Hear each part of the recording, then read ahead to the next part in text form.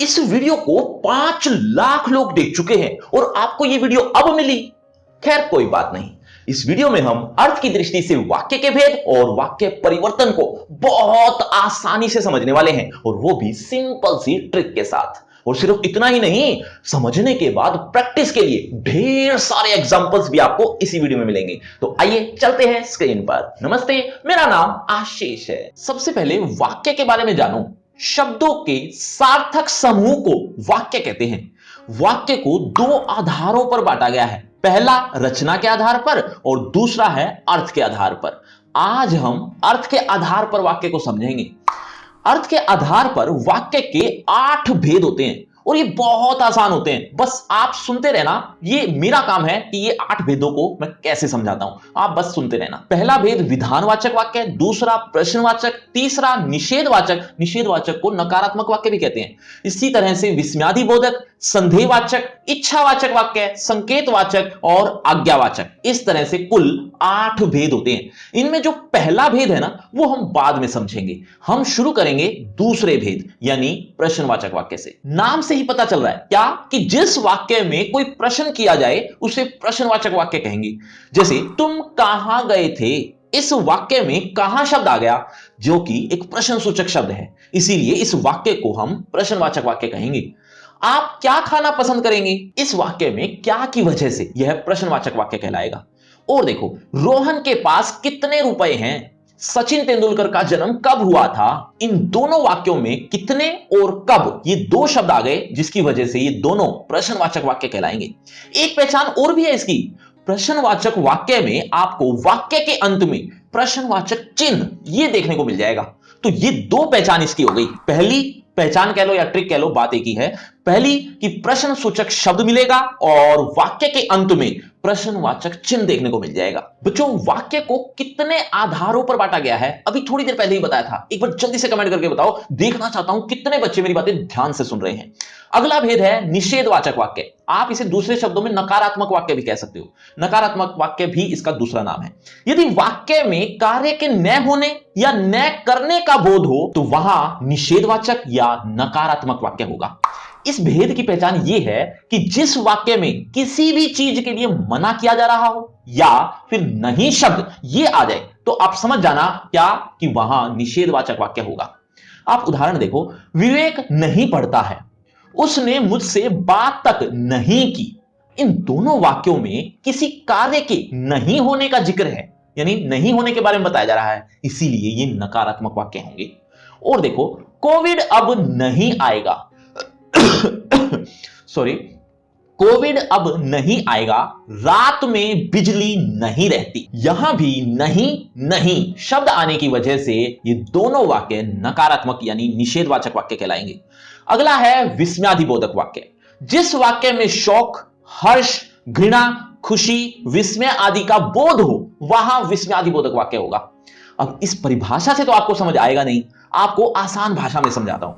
जिस भी वाक्य में विस्मयादिबोधक शब्द या विस्मयादिबोधक चिन्ह देखने को मिल जाए तो वहां समझ जाना विस्मयादिबोधक वाक्य ही है। अब ये विस्मयादिबोधक शब्द कौन से हैं? जैसे वाह, अरे, हाय, ओह, इस तरह के जो शब्द होते हैं ना, ये सब विस्मयादिबोधक शब्द होते हैं। तो ये शब्द या ये चिन्ह यानी विस्मयादिबोधक चिन्ह देखने को मिल जाए तो समझ जाना वहां विस्मयादिबोधक वाक्य है। जैसे इन चारों उदाहरणों में आपको विस्मयादिबोधक शब्द और विस्मयादिबोधक चिन्ह देखने को मिल रहे हैं, इसीलिए सभी वाक्य विस्मयादिबोधक वाक्य कहलाएंगे। बच्चों, इसका आंसर अब आप कमेंट करो कि इसमें कौन सा भेद है। देखते हैं कितने बच्चे ठीक होते हैं। संदेहवाचक वाक्य।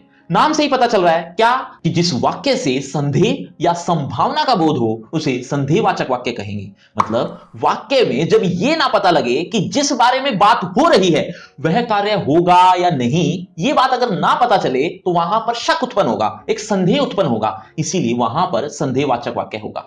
जैसे फॉर एग्जाम्पल, शायद आर्यन आएगा। अब पक्का नहीं पता कि आएगा या नहीं, यानी शक है, इसीलिए यहां संदेहवाचक वाक्य होगा। ऐसे ही संभव है आज धूप निकले, इसमें भी बोलने वाले को नहीं पता कि धूप निकलेगी या नहीं, यहां भी संदेह है। नेहा घर से निकल गई होगी। एक और है, आज वर्षा हो सकती है। इन दोनों वाक्यों में बात कंफर्म ही नहीं है क्या कि वो होगी या नहीं होगी, इसीलिए यहां पर भी संदेहवाचक वाक्य है। इच्छावाचक वाक्य, यह भी नाम से ही पता चल रहा है कि जिस वाक्य में इच्छा, आशा, शुभकामना आदि प्रकट हो तो उसे इच्छावाचक वाक्य कहेंगे। जैसे आपकी यात्रा मंगलमय हो, इस वाक्य में बोलने वाला इच्छा रख रहा है कि यात्रा मंगलमय हो, उसके खुद के हाथ में नहीं है, वो सिर्फ एक इच्छा रख रहा है, एक उम्मीद रख रहा है, एक आशा रख रहा है कि काश ऐसा हो। और देखो, भगवान करे भारत ही जीते, यहां पर भी एक इच्छा है, मतलब हाथ में नहीं है, मतलब उस जो बोल रहा है वो ऐसा चाहता है, उसके हाथ में नहीं है। तो जब वो चाहे यानी इच्छा प्रकट करे, वहां पर इच्छावाचक वाक्य होगा। आइए एक एक कप कॉफी पी जाए, अब इसमें भी इच्छा ही रखी जा रही है, इसलिए यहां भी इच्छावाचक वाक्य होगा। अभी तक जितने भी भेद हुए हैं उनमें से ये दो कौन कौन से भेद हैं, एक बार जल्दी से कमेंट करके बताओ, देखना चाहता हूं कितने बच्चे मेरी बातें ध्यान से सुन रहे हैं। संकेतवाचक वाक्य, इसका दूसरा नाम भी है शर्तबोधक वाक्य। शर्तबोधक वाक्य इसीलिए क्योंकि इसके वाक्यों में एक शर्त रखी जाती है। पहले परिभाषा देखो, यदि वाक्य में एक क्रिया का होना दूसरी क्रिया पर निर्भर करे तो वहां संकेतवाचक वाक्य होगा। आसान शब्दों में समझो, इसकी पहचान यह है कि इसमें दो बातें हो रही होंगी, एक तरह से एक शर्त रखी जाएगी, क्या कि अगर पहली बात पूरी होगी तो दूसरी बात पूरी होगी। जैसे यदि तुम बुलाते तो मैं जरूर आता, अब यहां एक शर्त रख दी, क्या कि बुलाते तो मैं आता, मतलब एक बात पूरी होगी यानी बुलावा आएगा तो दूसरी बात पूरी होगी। यदि वर्षा होगी तो फसल अच्छी होगी, यहां भी वही बात, वर्षा होगी तो दूसरी बात पूरी होगी। जब धूप निकलेगी तब कपड़े धोएंगे, मतलब वही, क्या कि एक शर्त रख दी।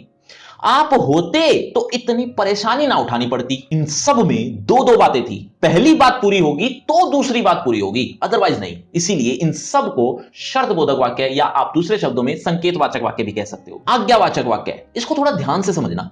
जिस वाक्य में आज्ञा या आदेश दिया गया हो अथवा प्रार्थना यानी रिक्वेस्ट की गई हो, वहां आज्ञावाचक वाक्य होगा। उदाहरण देखो, तुम यह पाठ पढ़ो, आप बैठ जाओ।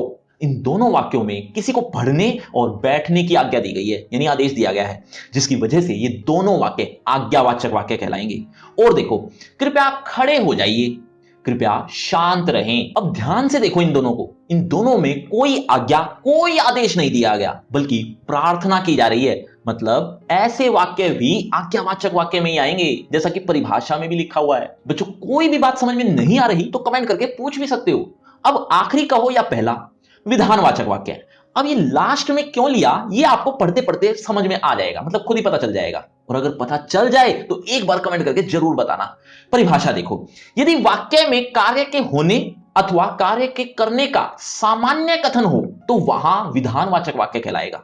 जैसे वैभव पुस्तक पढ़ता है, ये एक सिंपल सा वाक्य है जिसकी वजह से ये विधानवाचक वाक्य कहलाएगा। आसान भाषा में समझो, जिस वाक्य में कोई आदेश ना हो, कोई इच्छा ना हो, नहीं शब्द भी ना हो, कोई प्रश्न ना पूछा जाए, यानी इनमें से किसी भी तरह की कोई भी चीज ना हो रही हो, मतलब बाकी 7 भेदों में से कोई भी चीजें ना हो रही हो, क्योंकि 7 की तो पहचान है, तो बचा हुआ वो 8वां भेद ही होगा, यानी विधानवाचक वाक्य ही होगा।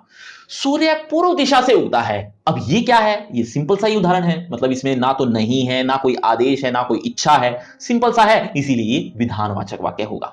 एक और देखो, चीनी मीठी होती है, ये भी साधारण सा है, इसीलिए ये भी विधानवाचक वाक्य है। बच्चों, एक बात ध्यान से सुनो कि एक वाक्य में 2-3 भेद भी हो सकते हैं, तो कंफ्यूज मत होना। जैसे एक एग्जांपल से समझाता हूं कि अरे क्या उसे नहीं पता है।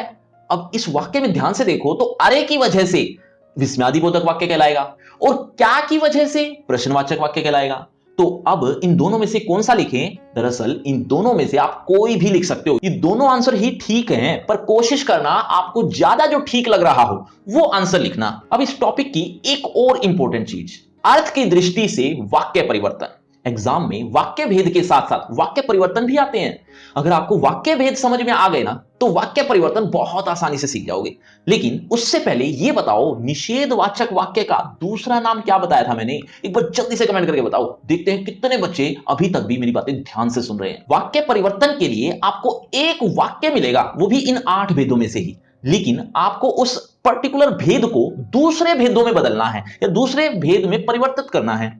एक एग्जांपल से समझाता हूं, जैसे मेघा रोटी बनाती है, यह वाक्य विधानवाचक वाक्य है, अब इस वाक्य को आपको आज्ञावाचक वाक्य में बदलना हो तो कैसे बदलोगे? बस आपको एक दो शब्द हटाकर एक दो शब्द लगाने हैं, बस अपने आप ही वाक्य बन जाएगा। देखो कैसे वाक्य बनेगा इसका, मेघा रोटी बनाओ। अब इस वाक्य में आदेश दिया गया है तो अपने आप ही वो आज्ञावाचक हो गया, है ना। अब इसी वाक्य को यानी मेघा रोटी बनाती है, इस वाक्य को निषेधवाचक वाक्य में बदलना हो तो क्या बनेगा? वाक्य बनेगा मेघा रोटी नहीं बनाती। क्यों? क्योंकि नहीं शब्द आ गया, इसीलिए नकारात्मक यानी निषेधवाचक वाक्य हो गया। बात समझ में आई तो वीडियो को शेयर और सब्सक्राइब करना तो बनता है। कोई और उदाहरण देखो, अंश पढ़ाई करते रहो। अब यह वाक्य आज्ञावाचक वाक्य है। अब इसे हम प्रश्नवाचक वाक्य में बदलेंगे। कैसे बदलेंगे? क्या अंश पढ़ाई कर रहा है? अंत में प्रश्नवाचक चिन्ह जरूर लगा देना। तो अब इसमें हमने प्रश्नवाचक चिन्ह भी लगा दिया और प्रश्नसूचक शब्द यानी क्या शब्द भी ऐड कर दिया, जिसकी वजह से ये प्रश्नवाचक वाक्य बन गया। वाक्य परिवर्तन में बस एक बात का ध्यान रखना कि अगर वाक्य वर्तमान काल में है तो परिवर्तित करते हुए भी वाक्य वर्तमान काल में ही रहे, यानी भविष्य काल और भूतकाल में मत बदल लेना। मतलब जिस काल में भी वाक्य है उसी काल में ही वाक्य रहे, अर्थात परिवर्तित करते हुए भी वही काल रहे। अब इसी वाक्य को संदेहवाचक वाक्य में बदलना हो तो बनेगा अंश पढ़ाई कर रहा होगा। संदेह आ गया, इसीलिए संदेहवाचक वाक्य बन गया। अब ध्यान से सुनना, इसी वाक्य को संकेतवाचक वाक्य यानी शर्तबोधक वाक्य में बदलना हो तब हम थोड़े एक्स्ट्रा वर्ड ऐड करेंगे। मतलब थोड़े एक्स्ट्रा वर्ड ऐड करने ही पड़ेंगे। जैसे अंश पढ़ाई करता तो प्रथम आता, अब रख दी ना शर्त, शर्त हो गई तो इसीलिए ये शर्तबोधक वाक्य हो गया। इस तरह से हम इसे संकेतवाचक यानी शर्तबोधक वाक्य में भी बदल सकते हैं। पता नहीं क्यों लग रहा है कि आपको सब समझ में आ गया, बस अब प्रैक्टिस की जरूरत है। चिंता मत करो, प्रैक्टिस के लिए भी आपको ढेर सारे एग्जांपल्स मिलेंगे। कहां? डिस्क्रिप्शन बॉक्स में। डिस्क्रिप्शन बॉक्स में सबसे ऊपर एक लिंक मिलेगा, लिंक का नाम रखा है free crash course of Hindi व्याकरण। उस पर जब आप क्लिक करोगे तो कुछ इस तरह से प्रैक्टिस के लिए ढेर सारे एग्जांपल्स आपको देखने को मिल जाएंगे। साथ ही साथ अदर टॉपिक्स भी आपको इसी तरह से आसानी से समझने हैं तो आपको वो भी इसी लिंक पर मिल जाएंगे। लेकिन उससे पहले होगा आपका इसी टॉपिक से रिलेटेड एक छोटा सा टेस्ट। देखना चाहता हूं इस टॉपिक को आपने कितने अच्छे से समझा। अगर आप इस टॉपिक को अच्छे से समझ चुके हो तो आप देखें जरा किसने कितना पढ़ा। पहला प्रश्न आपकी स्क्रीन पर ये रहा, आज हिंदी अध्यापक नहीं पढ़ाएंगे, अर्थ की दृष्टि से वाक्य भेद बताइए। बच्चों हर प्रश्न के बाद आपको 5 सेकंड मिलेंगे आंसर देने के लिए। आप अपना आंसर कमेंट करते रहना, एंड में देखना चाहता हूं किसके कितने आंसर ठीक हुए। आज हिंदी अध्यापक नहीं पढ़ाएंगे, भेद बताना है। आपके ऑप्शन आपकी स्क्रीन पर ये रहे, विधानवाचक, बी निषेधवाचक, सी प्रश्नवाचक, डी संकेतवाचक। आपके 5 सेकंड, 5 4 3 2 1 0। सही उत्तर है ऑप्शन बी निषेधवाचक वाक्य। चलिए बच्चों अगले प्रश्न की तरफ। अगला प्रश्न आपकी स्क्रीन पर, मेहमान कल आएंगे, वाक्य को संदेहवाचक वाक्य में बदलना है। आपके ऑप्शन, शायद मेहमान कल आएंगे, बी क्यों मेहमान आएंगे, सी मेहमान जरूर आएंगे, डी मेहमान नहीं आएंगे। 5 4 3 2 1 0। सही उत्तर है ऑप्शन ए, शायद मेहमान कल आएंगे। चलिए बच्चों अगले प्रश्न की तरफ। अगला प्रश्न, आह कैसा सुंदर दृश्य है, अर्थ की दृष्टि से वाक्य भेद बताइए। आपके ऑप्शन, आज्ञावाचक, बी विस्मयादिवाचक, ऑप्शन सी आज्ञावाचक, ऑप्शन डी इच्छावाचक। 5 4 3 2 1 0। सही उत्तर है ऑप्शन बी विस्मयादिवाचक। चलिए बच्चों अगले प्रश्न की तरफ। अगला प्रश्न, यदि गेंद घूमेगी तो भारत जीत जाएगा, अर्थ की दृष्टि से वाक्य भेद बताना है। आपके ऑप्शन, ए संकेतवाचक, बी इच्छावाचक, सी आज्ञावाचक, डी निषेधवाचक। 5 4 3 2 1 0। सही उत्तर है ऑप्शन ए संकेतवाचक। तो बच्चों ये है आपका रिपोर्ट कार्ड, ध्यान से देख लीजिए, पढ़ लीजिए। और हां, आपके टोटल मार्क्स कितने हैं ये कमेंट करना मत भूलना। और आपकी क्लास से रिलेटेड एक फ्री क्रैश कोर्स आ गया जो कि बिल्कुल फ्री है। लिंक आपको डिस्क्रिप्शन बॉक्स में सबसे ऊपर मिल जाएगा। इस लिंक में आपको ए टू जेड सिलेबस एक ही पेज पर देखने को मिलेगा, तो इस लिंक को जरूर क्लिक करना। और अगर आपको मुझसे बातचीत करनी है तो सभी सोशल मीडिया के लिंक डिस्क्रिप्शन बॉक्स में आ जाइए, बातचीत करते हैं। शुक्रिया, धन्यवाद।